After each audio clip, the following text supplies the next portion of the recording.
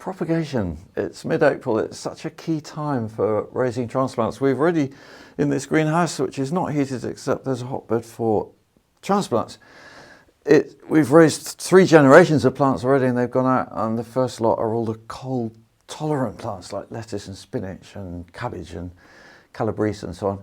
And now we're into the more warmth-loving plants like cucumbers, tomatoes, aubergines, melons, and that's what I'm going to show you here and how I'm doing it, and also how I start the plants off. So for example, like with tomatoes, in fact all seedlings, I start them in these little module cells. These are the trays I designed to have not big amount of compost needed, and that means it's better air holding and not so much moisture. And you can see from like this tomato plant, it's actually quite dry. I need to water it a bit, but that also needs potting on, which I want to show you as well. So that's a great way to start plants, and it's in a very economical use of both compost and space. And for example, marigolds, celeriac here, which started actually in a seed tray, and we pricked them out into these, and these were pricked out about a month ago, and these are going to go straight in the ground without any potting on. Most plants I grow here, I don't pot them on, they go straight in the ground using long handle dibber to make a little hole. But it's just looking now at this is where it's getting interesting this time of year. You know, sowing seeds like this, so that's actually watermelon there, needs potting on as well. And that I sowed about 10 days ago. They're quite slow, especially in this climate. And then loofah or luffa. If you want to grow these, you do need to sow them very soon, because they, in a temperate climate that is, they need full heat. And then like with the cucumbers here, for example, these we potted on about 3 days ago, and so they're just developing a large root system. But they started in the cells, and they were only sown about 10 days ago. And there's no rush to sow these warmth-loving plants, because I get horror when people tell me they've had advice from seed companies to sow them in February, and oh no, because then you've got to keep the plants going in unfavourable conditions. So early to mid-April is plenty soon enough for cucumbers. Also things like asparagus, and that's asparagus from seed is a great way to grow it, and then little root ball there that you can pot on as well, and plant out probably June or July.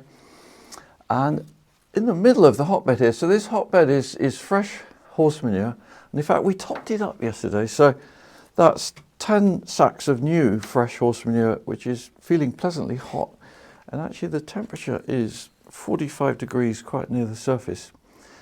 But before doing that yesterday it was 35.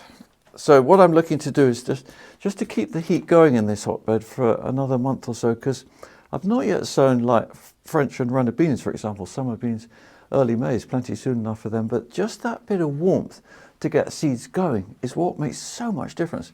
If you look at those basil in the middle there, they were sown just over a week ago, 9 days, and I'm really pleased to see that. There's just a steady, consistent bit of green there, and yeah, just getting seeds going, that's the key place where you want some warmth. So you probably won't have a hotbed in a small greenhouse, you can't really do that, but an electric heating mat is very worthwhile.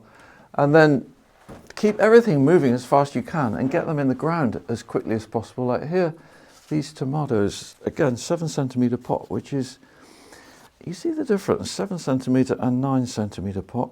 And there's a good double the volume of compost in that. So that's an aubergine which we sowed, I sowed late February, and I kept it going ever since then. With minimal heat really, apart from that hotbed in here, but it's off the heat now, and so are these tomatoes. So they've got plenty of compost still to grow into. I would hope to put these in within 10 days, but I think more likely it'll be 2 weeks. So we just, I'm not going to feed any. None of these plants are fed. I don't really believe in feeding, and it should be that if you get a decent compost, you can get steady, consistent growth. So this is 1/2 homemade compost from my wormery, mostly wormcasts, and it's 1/2 Urban Wyrm, which is a really good commercial brand you can buy, and that itself is 30% wormcast with 70% other things, not just woody green waste. They sieve it to 3mm actually, so it's really fine, and it's mixed with things like coir that have been used to grow strawberries and then shredded up.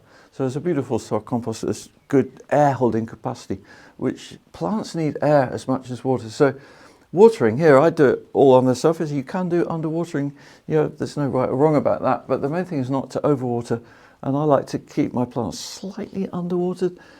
For example, on a day like today, it's probably not going to be sunny again, and these tomatoes I'm not going to water at all this Easter Saturday.